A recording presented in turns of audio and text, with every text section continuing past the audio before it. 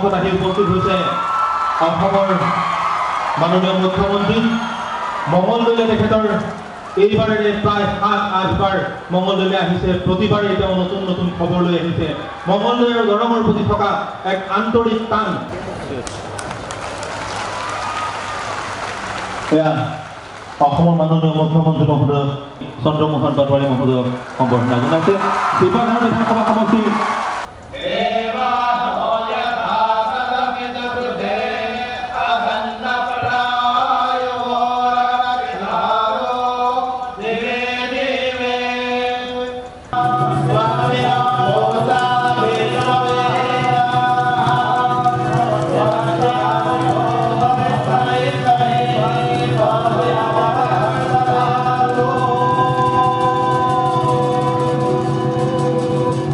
জয় জয়তে আজি সভাখনত উপস্থিত থকা আপোনালোক সকলোৰে প্ৰতি মই মোৰ আন্তৰিক শুভেচ্ছা জ্ঞাপন কৰিছোঁ আৰু লগতে সমগ্ৰ দৰং জিলাৰ ৰাইজলৈ মই আন্তৰিক অভিনন্দন জ্ঞাপন কৰিছোঁ। আপোনালোক সৌভাগ্যৱান। এখন চৰকাৰে যেতিয়া গোটেই বিশ্বৰ বুকুত বিশেষভাৱে বৰ্তমান সময়ত গুৰুত্বপূৰ্ণ স্থান পোৱা নতুনকৈ এখন বিশ্ববিদ্যালয় প্ৰতিষ্ঠা কৰাৰ সিদ্ধান্ত গ্ৰহণ কৰে। অসমৰ বৰাক ব্ৰহ্মপুত্ৰ পাহাৰ ভৈয়ামৰ 36খন জিলাৰ কোন ঠাইত এই বিশ্ববিদ্যালয় প্ৰতিষ্ঠা কৰিব লাগে সেইটো এটা চৰকাৰখনৰ বাবে ডাঙৰ দায়িত্ব আহি পৰে। কিন্তু যাই কি নহওক এটি কথা স্বীকাৰ কৰিবই লাগিব, আমাৰ উদ্যোগ মন্ত্ৰীগৰাকীয়ে দায়িত্ব লোৱা দিনৰে পৰা অসমত নতুন নতুন উদ্যোগ প্ৰতিষ্ঠা কৰাৰ নিমিত্তে আন্তৰিকতাৰে প্ৰচেষ্টা চলাই আহিছে বিভাগৰ বিষয়া কৰ্মচাৰীক লৈ। আৰু আজি এই স্থানত মংগলদৈত এইখন বিশ্ববিদ্যালয় প্ৰতিষ্ঠা কৰাৰ সিদ্ধান্তৰ অন্তৰালত তিনিগৰাকী ব্যক্তিৰ গুৰুত্বপূৰ্ণ অৱদান আছে। দিলীপ শইকীয়া ডাঙৰীয়া আপোনালোকৰ নৱনিৰ্বাচিত সাংসদ, তেখেতে আন্তৰিকতাৰে দুয়োগৰাকী এই সমষ্টিত কাৰ্যনিৰ্বাহ কৰা ৰাইজৰ অন্তৰ্জয় কৰিব পৰা বিধায়ক মংগলদৈৰ গুৰুজ্যোতি দাস, চিপাঝাৰৰ বিনন্দ শইকীয়া দুয়োৰ লগত আন্তৰিকতা আলোচনা কৰি আমাক প্ৰস্তাৱ প্ৰেৰণ কৰিলে। আৰু তেখেতসকলে ক'লে যে গোটেই অঞ্চলটোত কোনো ধৰণৰ আধুনিক ধ্যান ধাৰণাৰে উচ্চ পৰ্যায়ৰ শিক্ষানুষ্ঠান গঢ় লৈ উঠা নাই। সেইকাৰণে অসমৰ নহয় ভাৰতবৰ্ষৰ বুকুত এই দৰং জিলাৰ মংগলদৈ এটা বিশেষ স্থান প্ৰদান কৰিব লাগে। গতিকে আজি আপোনালোক সকলোৰে সহযোগত এই তিনিগৰাকী জনপ্ৰিয় জনপ্ৰতিনিধিৰ বিশেষ প্ৰচেষ্টা আজি কামটো সম্ভৱ হৈ উঠিল। ইয়াৰ বাবে আপোনালোকে MP দিলীপ শইকীয়া আৰু বিধায়কদ্বয় গুৰুজ্যোতি দাস আৰু বিনন্দ শইকীয়াক এটা হাততালি বজাই আশীৰ্বাদ দিয়ক।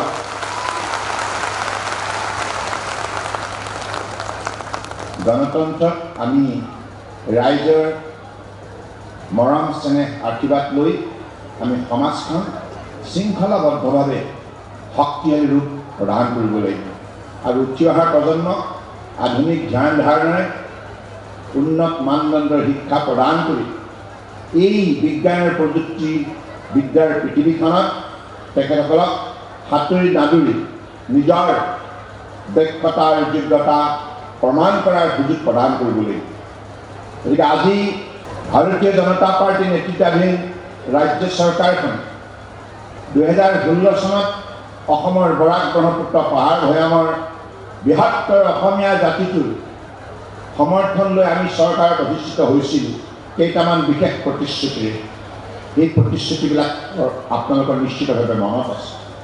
আমি প্ৰতিশ্ৰুতি দিছিলোঁ যে অসমৰ শাসন ব্যৱস্থাটো কংগ্ৰেছৰ কাৰ্যকালত দুৰ্নীতি ভ্ৰষ্টাচাৰ স্বজন প্ৰীতিয়ে গোটেই শাসন ব্যৱস্থাটো সম্পূৰ্ণৰূপে বিনষ্ট কৰি পেলাইছে আৰু এই শাসন ব্যৱস্থাৰ ওপৰত শাসন যন্ত্ৰটোৰ ওপৰত জনসাধাৰণৰ বিশ্বাস নাইকিয়া হৈছে আৰু এখন গণতান্ত্ৰিক দেশত নিৰ্বাচিত প্ৰতিনিধিসকলে যদি বিভিন্ন দায়িত্ব লোৱাৰ পাছত শাসন ব্যৱস্থা যদি জনসাধাৰণৰ স্বাৰ্থত উৎসৰ্গা কৰিব নোৱাৰে শাসন ব্যৱস্থাটো যদি ৰাইজক প্ৰাপ্য অধিকাৰ ভোগ কৰাৰ নিমিত্তে তেখেতসকলক সঠিক ন্যায় প্ৰদান কৰিব নোৱাৰে তেতিয়াহ'লে গণতন্ত্ৰত অৰাজকতা সৃষ্টি হয় সমাজত বিশৃংখলতাই গা কৰি উঠে আৰু চৌদিশে অশান্তি বিৰাজমান গতিকে এখন সমাজ মূল্যবোধৰ আধাৰত আগুৱাই নিব লগা হ'লে নিৰ্বাচিত প্ৰতিনিধিসকলে চৰকাৰৰ শাসনৰ বাক জুৰি লোৱাসকলে জনসাধাৰণৰ প্ৰতি শ্ৰদ্ধাশীল হৈ জনসাধাৰণৰ বৃহত্তৰ স্বাৰ্থত সম্পূৰ্ণৰূপে সমৰ্পিত হৈ কাম কৰিব লাগিব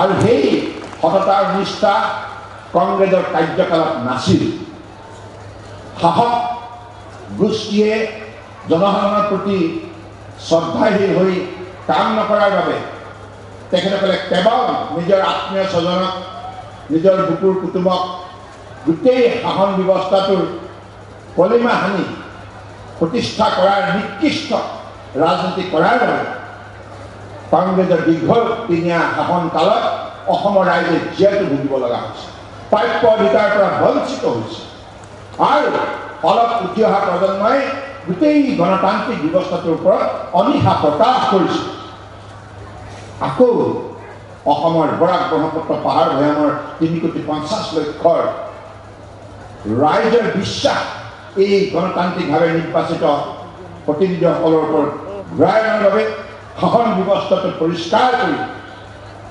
ৰাইজৰ স্বাৰ্থত শাসন ব্যৱস্থাটো উৎসৰ্গা কৰিবৰ বাবে আমি যিখিনি প্ৰচেষ্টা হাতত ল'লোঁ তাৰ বাবে আজি সমগ্ৰ অসমতে এটি সুন্দৰ গণতান্ত্ৰিক বাতাবৰণে গঢ় লৈ উঠিছে আৰু যাৰ ফলত শাসন ব্যৱস্থাই এটা নতুন ৰূপ ধাৰণ কৰিছে যি ৰূপে আজি জনসাধাৰণক প্ৰাপ্য অধিকাৰ ভোগ কৰাৰ ক্ষেত্ৰত মৰ্যাদা প্ৰদান কৰিবলৈ সক্ষম হৈছে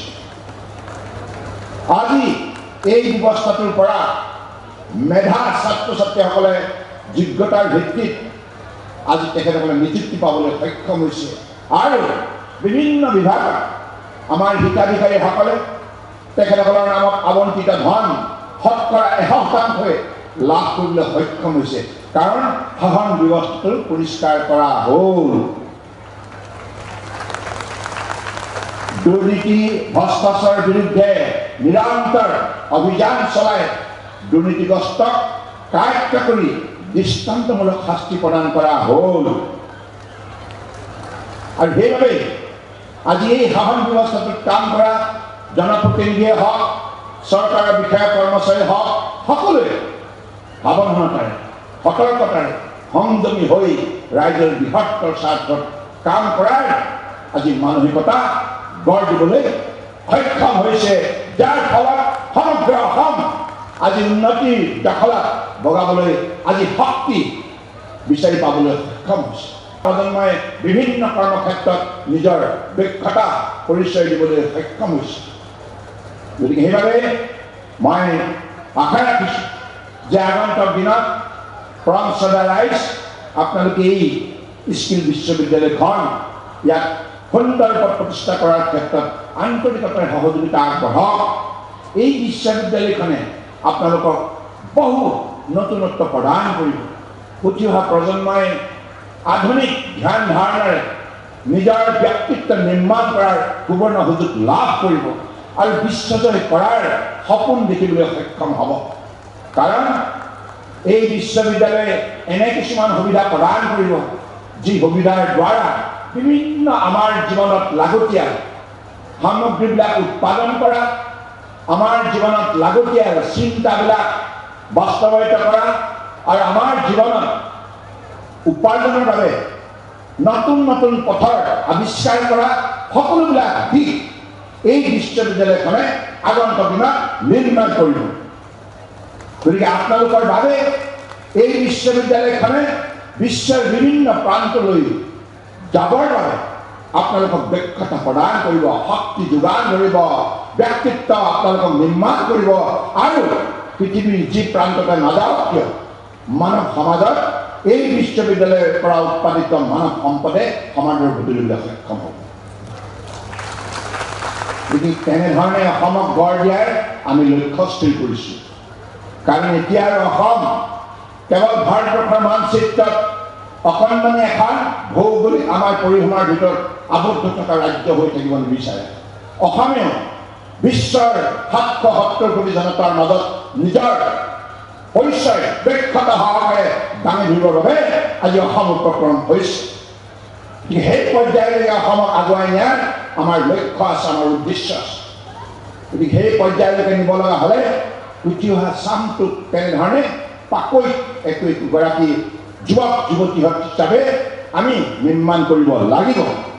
কাৰণ যুগটো প্ৰতিযোগিতা, এই প্ৰতিযোগিতাৰ পৃথিৱীত সাঁতুৰি নাদুৰি মানুহে জীৱনৰ লক্ষ্য স্থানত যদি উপনীত হ'ব লগা হয় সফলতাৰে, তেতিয়াহ'লে নিশ্চিতভাৱে এনে মাধ্যমেৰে আমি শিক্ষা গ্ৰহণ কৰিব লাগিব।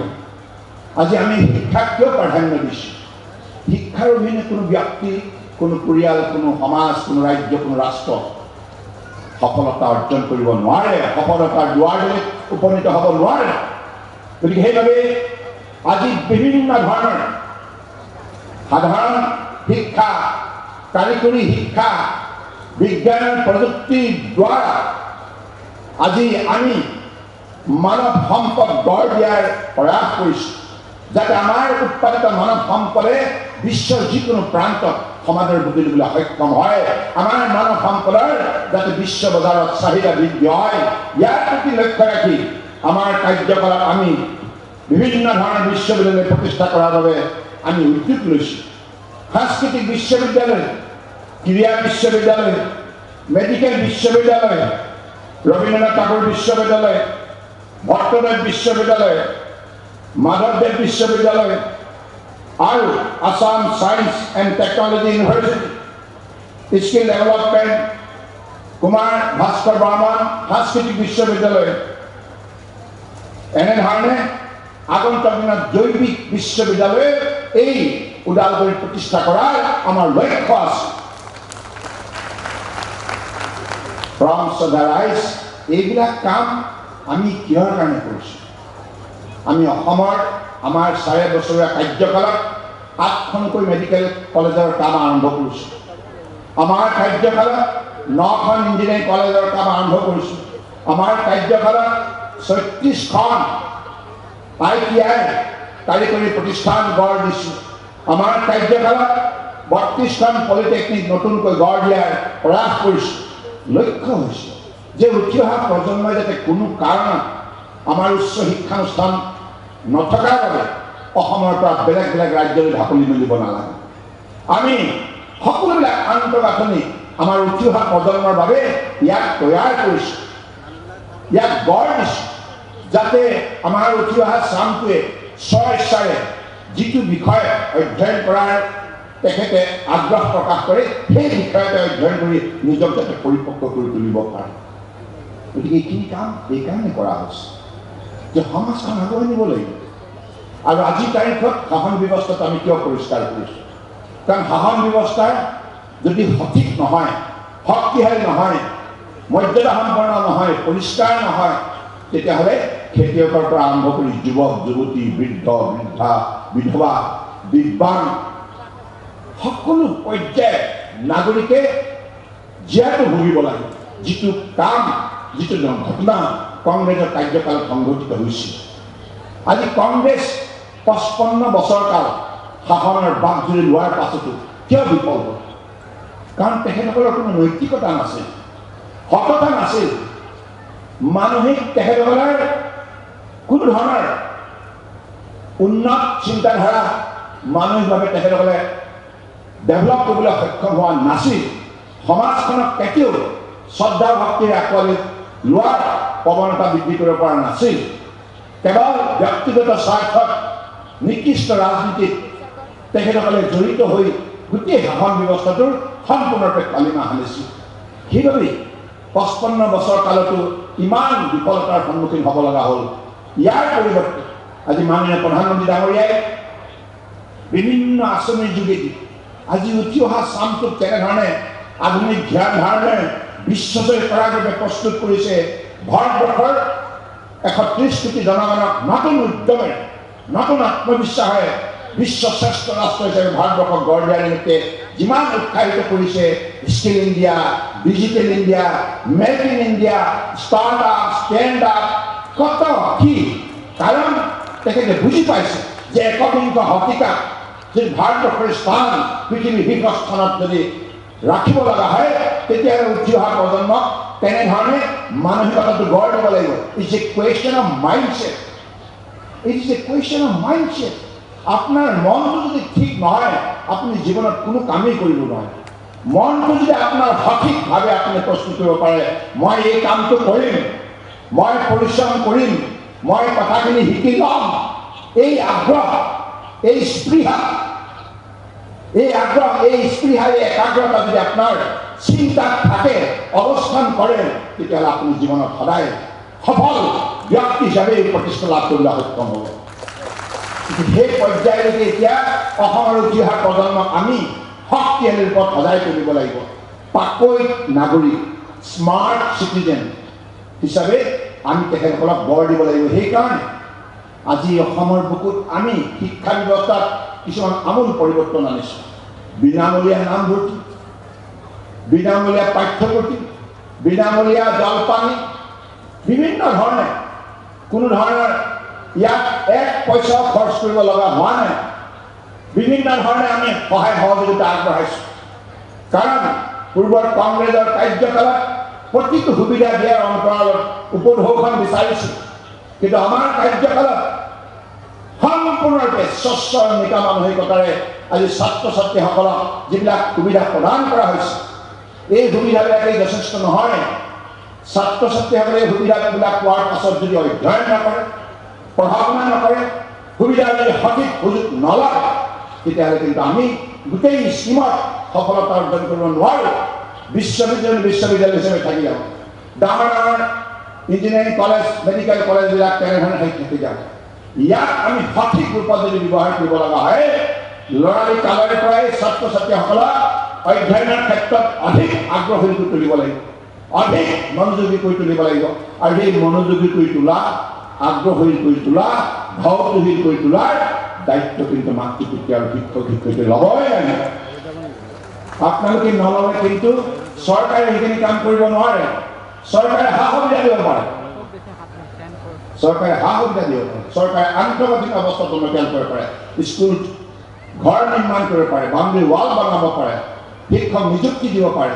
কিন্তু ছাত্ৰ ছাত্ৰীসকলে কিমান ঘণ্টা পঢ়িব লাগে, কেনেধৰণে পঢ়িব লাগে, কেনেধৰণে নিজৰ স্বাস্থ্যটো ধুনীয়াকৈ ৰাখিব লাগে, কি কি খাদ্য খাব লাগে, খাব নালাগে, কেনেধৰণে সময় সদব্যৱহাৰ কৰিব লাগে, এই যিখিনি জ্ঞান বিজ্ঞানসন্মতভাৱে প্ৰদান কৰাৰ দায়িত্ব কিন্তু মাতৃ পিতৃ আৰু শিক্ষক শিক্ষয়িত্ৰীসকলে ল'বই লাগিব। এই বিশ্ববিদ্যালয় এতিয়া এই স্কুল বিশ্ববিদ্যালয় যদি আমাৰ 12টা বিভাগ দি আৰম্ভ কৰা হ'ব, 12টা বিভাগত 4টা 5টা ট্ৰেক ইয়াত সংযোজন কৰা হ'ব। বিভিন্ন নতুন নতুন বিষয়বস্তুৰ ওপৰত আমাৰ ছাত্ৰ ছাত্ৰীসকলে অধ্যয়ন কৰাৰ সুযোগ পাব আৰু তেনেধৰণে নিজক দক্ষতা বিকাশ কৰিব। কিন্তু প্ৰশ্ন হ'ল, মংগলদৈ হওক, দৰং জিলাৰ ছাত্ৰ ছাত্ৰীসকলে যদি ভালদৰে LP স্কুলৰ পৰা যদি পঢ়া শুনা নকৰে, তেতিয়াহ'লে এই বিশ্ববিদ্যালয়ৰ নামভৰ্তি কেনেকৈ কৰিব? এইটো আমাৰ পক্ষপাতিতাৰ ভিত্তিত নামভৰ্তি নহয়, ইয়াত যোগ্যতাৰ ভিত্তিত হ'ব, মেধাৰ ভিত্তিত হ'ব। সেই মেধা শক্তি আয়ত্ত কৰিবৰ বাবে আমাৰ ছাত্ৰ ছাত্ৰীসকলে LP স্কুলৰ পৰাই অধিক ধাউতি হৈ পঢ়া শুনা কৰিব লাগিব। আৰু এই ক্ষেত্ৰত মাতৃ পিতৃয়ে চোকা দৃষ্টি ৰাখিব লাগিব।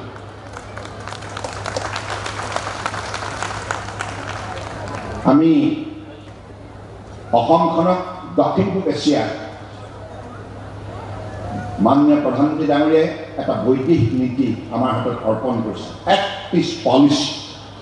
31 পলিচিৰ যোগেদি উত্তৰ পূৰ্বাঞ্চলৰ 8খন ৰাজ্য দক্ষিণ পূব এছিয়া আমাৰ কাষত থকা বিদেশী ৰাষ্ট্ৰৰ সৈতে আমাক এটা শক্তিশালী যোগাযোগ ব্যৱস্থা, যাতায়াত ব্যৱস্থা আৰু ইয়াৰ বিভিন্ন বেপাৰ বাণিজ্য ক্ৰীড়া সংস্কৃতি পৰ্যটন বিভিন্ন উদ্যোগ প্ৰতিষ্ঠা ইত্যাদি ইত্যাদি চিকিৎসা শিক্ষা স্বাস্থ্য গৱেষণা এই ক্ষেত্ৰত এটা শক্তিশালী সম্বন্ধ গঢ় দিয়াৰ নিমিত্তে এটা সুযোগ দিছে এক্টিভ পলিচিৰ যোগেদি অৰ্থাৎ বৈদেশিক পৰিক্ৰমা মন্ত্ৰালয়ে আজি এই ক্ষেত্ৰত বিশেষ উদ্যোগ গ্ৰহণ কৰি মাননীয় প্ৰধানমন্ত্ৰী ডাঙৰীয়াৰ নিৰ্দেশত আজি উত্তৰ পূৰ্বাঞ্চলত এইখিনি সুবিধা প্ৰদান কৰিছে আমি আমাৰ যোগ্যতা সম্পন্ন যুৱক যুৱতীক লৈ আমি বাংলাদেশত পদাৰ্পণ কৰিব পাৰোঁ আমি ম্যানমাৰত পদাৰ্পণ কৰিব পাৰোঁ আমি ভূটানত পদাৰ্পণ কৰিব পাৰোঁ নেপালত পাৰোঁ থাইলেণ্ডত পাৰোঁ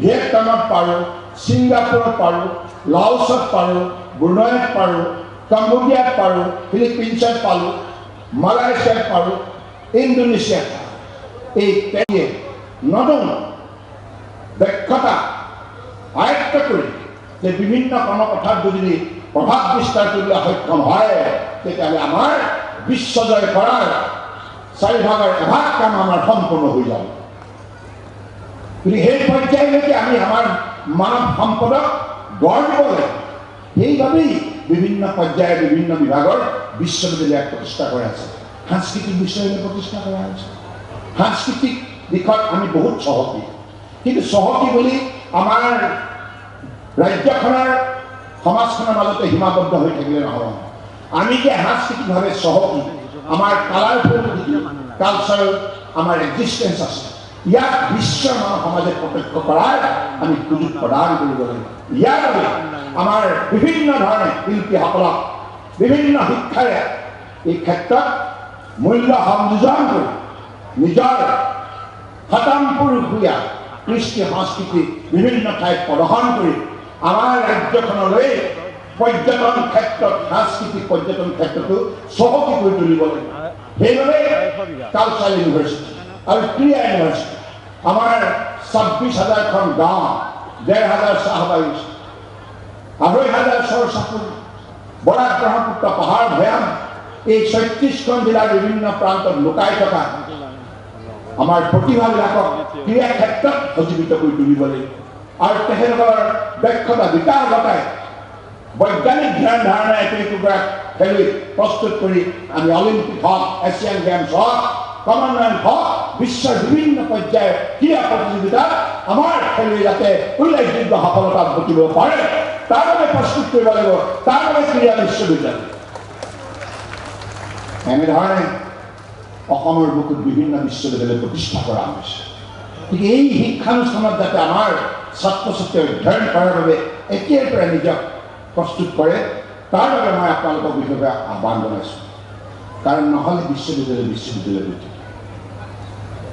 গতিকে এই অসমত বহুত সম্পদ সম্ভাৱনা শক্তি আছে ইয়াক আমি আগন্তুক দিনত জীৱিকাই তুলিব লাগিব ভূপেন্দ্ৰ গীতেৰে এই ব্ৰহ্মপুত্ৰৰ দাঁতিত বসবাস কৰা সমাজখনে সংকল্প গ্ৰহণ কৰিব লাগিব যে আমি আমাৰ কঠোৰ পৰিশ্ৰম সাধনাৰে বিজ্ঞানসন্মতভাৱে পৰিকল্পনা প্ৰস্তুত কৰি আমি আমাৰ উঠি অহা প্ৰজন্মক উচ্চ শিক্ষাৰে জাকত জিলিকা সন্তান হিচাপে গঢ় দিব লাগিব আৰু তেখেতসকলে সফলতাৰে ব্ৰহ্মপুত্ৰৰ 2টা দাঁতি জিলিকাই তুলিব লুইতৰে পাৰ জাকত জিলিকা হৈ উঠিব লাগিব গতিকে সেই লক্ষ্যৰে আগন্তুক বিশ্ববিদ্যালয়বিলাকক আমি অধিক শক্তিশালী ৰূপ দিয়াৰ বাবে সংকল্প গ্ৰহণ কৰিব লাগিব মই এইখিনি কথাকে কৈ আজি সমবেত সমূহ ৰাইজক পুনৰবাৰ আন্তৰিক কৃতজ্ঞতা জ্ঞাপন কৰিছোঁ আপোনালোকে এই আধাৰশিলা স্থাপন কৰা অনুষ্ঠানত উপস্থিত থাকি আপোনালোকৰ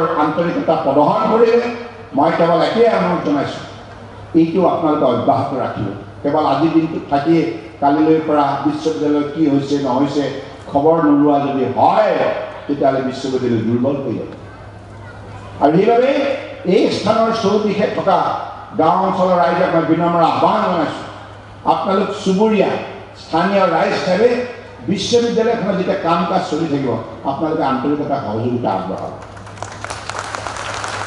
কাৰণ সময়মতে বিশ্ববিদ্যালয় কনষ্ট্ৰাকশ্যনৰ কাম সম্পূৰ্ণ হ'ব লাগিব নহ'লে ক্লাছ পাঠ্যক্ৰম আৰম্ভ নহ'ব গতিকে পাঠ্যক্ৰমবিলাক আৰম্ভ কৰিবৰ বাবে সময়মতে যাতে কাম সম্পূৰ্ণ হয় তাৰ বাবে আপোনালোকে অভিভাৱকৰ দায়িত্ব পালন কৰিব লাগিব কাম কৰি থাকোঁ যদি আকৌ কোনোবাই কিবা অসুবিধা সৃষ্টি কৰে তেতিয়া কাম পিছ পৰি যায়। সেই পৰিৱেশ বা পৰিস্থিতি যাতে উদ্ভৱ নহয় তাৰ দায়িত্ব মই আপোনালোকৰ আজি কান্ধত মই অৰ্পণ কৰিছোঁ। আৰু ইয়াত কিবা মাটি বাৰী অলপ খেলি মেলি আছে বুলি কৈছে মোৰ গুৰুজ্যোতি দাস ডাঙৰীয়াই কৈছে, চিন্তা কৰিব নালাগে, চৰকাৰ সদায় ৰাইজৰ পক্ষত। বিজেপি চৰকাৰ মানে অসমৰ ৰাইজ, কাৰণ আমি ৰাইজে মনত বেজাৰ কৰা কোনো কামেই কৰা নাই আৰু নকৰোঁ। এই কথা আপোনালোকে দেখিলেই 4.5 বছৰ ভৱিষ্যতে আমি নকৰোঁ, কেতিয়াও নকৰোঁ। কাৰণ আমিওতো ভয় খাওঁ। ভাল আৰু বেয়া এই দুইটা শব্দৰ পাৰ্থক্যত আমি উপলব্ধি কৰোঁ। ভাল কাম কৰিলে মানুহ সদায় মৰমৰ পাত্ৰ হয়, আস্থাৰ বিশ্বাসৰ পাত্ৰ হয়। বেয়া কাম কৰিলে মানুহ বিননীয় হয়, হয়নে? গতিকে সেইবাবে তাহানি মহান মনীষীসকলে কৈছে মানুহ জন্ম লাভ কৰে, মানুহ মৃত্যু মুখত পৰে, এইটো এটা জীৱনৰ স্বাভাৱিক যাত্ৰা, কিন্তু ভাল কাম যুগে যুগে অমৰ। সেইকাৰণে জীৱন কালত আমি ইয়াত বহি থকা প্ৰতিগৰাকী জনপ্ৰতিনিধি আমি আন্তৰিকতাৰ বিচাৰোঁ। আমাৰ বিষয়া কৰ্মচাৰী সকলোৱে আমি সকলোৱে এই বিষয়ত অত্যন্ত আমাৰ মাজত চেতনা শক্তি সকলো মতে জীয়াই ৰাখিব লাগে। মানৱীয় চেতনা শক্তিটো জীয়াই ৰাখিব লাগে। ভক্তিভাৱেৰে সমাজ সেৱাৰ কামত আত্মনিয়োগ কৰিব লাগে, তেতিয়া জীৱন ধন্য হয়, জীৱন ধন্য হয়। কি কয় বাইদেউ? বাইদেউগৰাকী চাই আছে। মই বোলো ঠিকে আছেতো, কথা কিবা ভুল কৈছোঁ নেকি? আজি এই অনুষ্ঠানত মহিলাসকলৰ উপস্থিতি সংখ্যা বেছি না, আৰু সেইকাৰণে আমি সকলো যিমান সংখ্যক ইয়াত বহি আছোঁ সকলোৱে এগৰাকী মাতৃ পুত্ৰ কন্যা, হয়নে? সেইকাৰণে মাতৃশক্তি শ্ৰেষ্ঠ হয়, মহিলা শক্তি মহাশক্তি। সেইকাৰণে আপোনালোকৰ উপস্থিতিয়ে আজি এই মহাস্থান ধন্য কৰি তুলিছে। মোৰ দৃঢ় বিশ্বাস এই বিশ্ববিদ্যালয়খনৰ কাম ৰাইজৰ সহযোগত সময়মতে হৈ উঠিব। মই পুনৰবাৰ এই তিনিগৰাকী ৰাইজৰ স্বাৰ্থত দিনে নিশাই কাম কৰা জনপ্ৰতিনিধি দিলীপ শইকীয়া, গুৰুজ্যোতি দাস, বিনন্দ শইকীয়াক বিশেষভাৱে ধন্যবাদ জনাইছোঁ। আপোনালোক ৰাইজ ভাল প্ৰতিনিধি পাইছে, সকলো সময়তে মৰম স্নেহ কৰি থাকিব দেই। আৰু আমাৰ চন্দ্ৰমোহন পাটোৱাৰী উদ্যোগ বিভাগৰ বাণিজ্য বিভাগৰ দায়িত্ব লোৱাৰ দিনৰে পৰা বহু কাম আন্তৰিকতাৰে নিষ্ঠাৰে আজি কৰাৰ বাবে বহু কামৰ আজি প্ৰতিশ্ৰুতিখন স্পষ্টভাৱে ৰাইজৰ দৃষ্টিত ধৰা পৰিছে। সফলতাৰ প্ৰতিশ্ৰুতি নিৰ্মাণ কৰাৰ অন্যতম উদ্যোক্তা হিচাপে চন্দ্ৰমোহন পাটোৱাৰীয়ে তেখেতৰ কাৰ্যকালত প্ৰমাণ কৰিছে। লগতে আনন্দ প্ৰকাশ তিৱাৰী, তেখেতে দ্বিবেদী, সকলো চৰকাৰী বিষয়াবিলাকে এই কামত অন্যান্যসকলৰ সৈতে মিলি নিষ্ঠাৰে কাম কৰিছে। মই সকলোকে ধন্যবাদ জনাইছোঁ। আটাইতকৈ আন্তৰিকতাৰে কৃতজ্ঞতাৰ সেৱা শ্ৰদ্ধা জনাইছোঁ মংগলদৈ, লগতে দৰং জিলাৰ বিভিন্ন প্ৰান্তৰ পৰা অহা পৰমচদা ৰাইজ। আপোনালোকে উঠি অহা প্ৰজন্মক ভাল মানুহ হিচাপে, একোগৰাকী দক্ষতা সম্পন্ন নাগৰিক হিচাপে, আদৰ্শ ব্যক্তি হিচাপে গঢ় দিয়াৰ সংকল্প লওক। তেতিয়া আমাৰ অসমৰ শিক্ষা জীৱনৰ, আমাৰ শিক্ষা ব্যৱস্থাৰ জয়গান বিশ্বৰ মানৱ সমাজে আন্তৰিকতাৰে শ্ৰদ্ধাৰে গাবলৈ তেখেতসকলে স্বতঃস্ফূৰ্তভাৱে আগবাঢ়ি আহিব। আৰু ভূপেন্দ্ৰৰ আত্মাই চিৰশান্তি লাভ কৰিব। জিলিকাব লুইতৰে পাৰ, জিলিকাব লুইতৰে পাৰ, জিলিকাব লুইতৰে পাৰ। আৰু সেই কাম আমি সম্পূৰ্ণ কৰি আমাৰ কৃতজ্ঞতা ভূপেন্দ্ৰৰ শ্ৰীচৰণত ৰাখিব লাগিব।